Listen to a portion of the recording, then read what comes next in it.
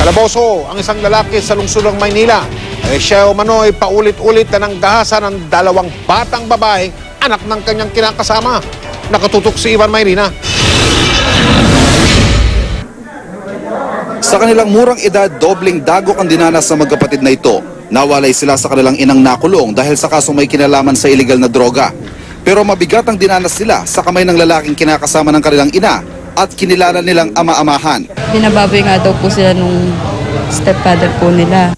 Ineksamin ng mga bata sa ospital at nakumpirmang ginahasa nga sila.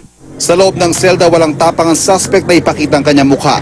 Nagawa raw niyang halayin ng mga bata dahil sa epekto ng alak at droga. Hindi ko po alam yung ginagawa ko nun, sir. Kasi buryong po yung utak ko nun, tsaka nakalalong sa droga, sa alak. Nagsabay-sabay po yung problema ko nun, panggatas ng anak ko, wala. Pambayad sa utang, wala din. Sakto po nawala po yung asawa ko nun eh. Sa akin na po lahat ng responsibilidad.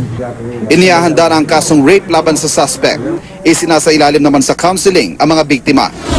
Sa Zamboanga City, isang batang babaeng 7 taong gulang hinalay din umano ng sariling tiyuhin. Ayon sa 36 na taong gulang na suspect, lango siya sa alak kaya niya ito nagawa sa pamangkin. Kwento na naman ng biktima, umiiyak at nanginginig sa takot ang bata na magsumbong sa kanila.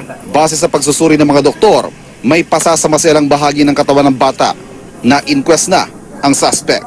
Ivan Mayrina, nakatutok, 24 oras.